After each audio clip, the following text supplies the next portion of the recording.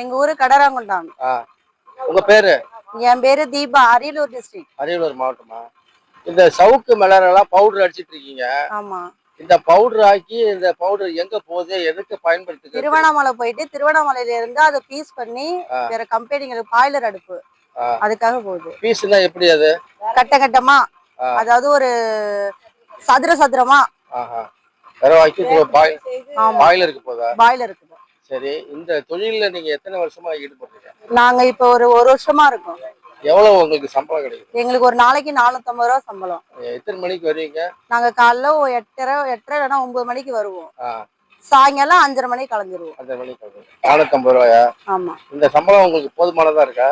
எங்களுக்கு பத்தாது தான், இருந்தாலும் வேற கஷ்டத்துக்காக நாங்க வந்துதான் ஆகணும். சரி, உங்க குடும்பத்தை பத்தி சொல்லுங்க. உங்களுக்கு உங்க குழந்தைங்க எத்தனை இருக்காங்க? எனக்கு பாப்பா ஒண்ணு, தம்பி ஒண்ணு. பாப்பா வந்து செகண்ட் ஸ்டாண்டர்ட் போகுது. சரி. தம்பி வந்து 3வது போறான் இந்த வருஷம். உங்க வீட்டுக்காரர் என்ன செய்றாரு? எங்க வீட்டுக்காரங்க டிரைவர்.